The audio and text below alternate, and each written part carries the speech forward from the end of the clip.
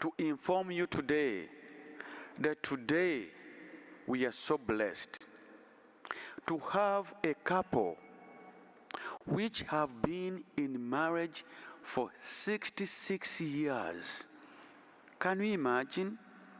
66 years they have been together. So I would like to invite Deacon Reward Jim to come and talk to all of us.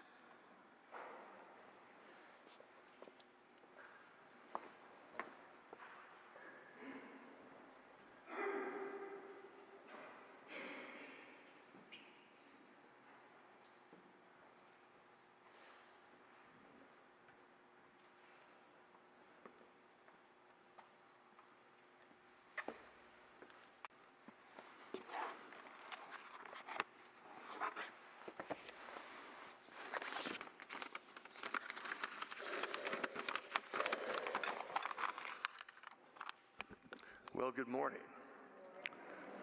As many of you know, I am an ordained permanent deacon here at OLPH, and most permanent deacons are married, as I am. And we've been blessed with 6 children, 12 grandchildren, and 4 great-grandchildren. And today is, of course, I mention that today because today, May 11th, is a special day for us.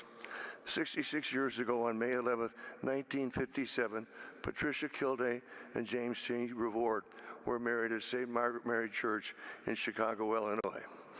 Actually, I'm fortunate to have 2 of my children with us, and also a groomsman who was in our party 60 years ago, Don Carlin, one of my best friends. So it's great to have family here. Married for 66 years, and our road of marriage has been paved with love, joy, suffering, and sacrifice, all tied together by our Catholic faith. I'll say that together, all tied together by our Catholic faith. When we were married, when we were married that day in 1957, the priest read to us after we were married at that time, which was known as the marriage exhortation, immediately following the Our Father. Unfortunately, when the Mass was changed from Latin to English, they dropped this exhortation from the marriage Mass. If you were married before 1970, this marriage exhortation was read at your wedding Mass. I'm going to read a condensed version of what the priest read to us on that day, May 11th, 1957.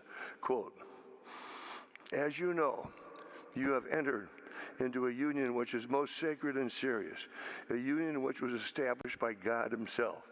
This union then is most serious because it will bind you together for life in a relationship so close and intimate that it will profoundly influence your whole future." Man, that's an understatement. That future, with its hopes and its disappointments, its successes and its failures, its pleasures and its pains, is hidden from your eyes. You know that these elements are part of everyday life and are to be expected in your own.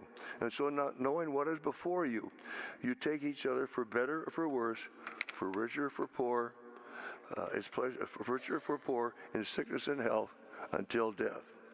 Then these words are most sacred. And because these words involve such solemn obligations, it is most fitting that you rest with the security of your wedded life upon the great principle of self-sacrifice. And so you begin your married life by the voluntary and complete surrender of your individual lives in the interest of a deeper and wider life which you are to have in common. Henceforth, you belong to each other. You will be one in mind, one in heart, and one in affections. And whatever sacrifices you hereafter be required to make to preserve the common good, make these sacrifices generously. And here's the key theme of the homily. Sacrifice is usually difficult and irksome. Only love can make it easy, and perfect love can make sacrifice a joy. We are willing to give in proportion as we love. And when love is perfect, the sacrifice is complete. And if true love and the unselfish spirit of perfect sacrifice guide your every action, greatest measure of earthly happiness that may be allotted to men and women in this vale of tears. The rest is in the hands of God, nor will God be wanting to your needs. He will pledge you the lifelong support of His graces in the holy sacrament which you have quote, end quote. Isn't that a great treatise on marriage? To me, the key line of that whole exhortation is sacrifice is usually irksome and difficult. Only love can make it easy, and perfect love can make it a joy. We all know people who make sacrifice a joy.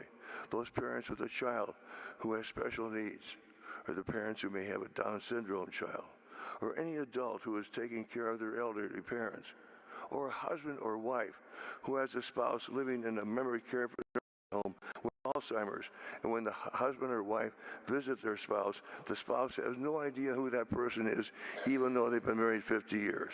These people make perfect examples of making sacrifice a joy. In closing, whether you are married or single, young or old, as you go through difficult times and make sacrifices, remember, sacrifice is usually difficult and irksome.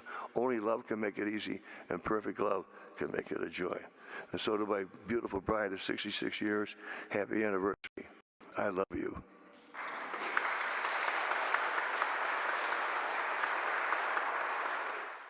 Hello, OLPH. My name is Mary Lynn Januszewski, and I'm the Director of Finance and Operations at Our Lady of Perpetual Help Parish in Glenview, Illinois. And this message comes to you with heartfelt gratitude and thanks for your ongoing generosity and support of OLPH Parish. This overwhelming generosity allows us to continue to serve and to minister to the parish community in so many different ways. So thank you, OLPH, for all you do. You are much appreciated.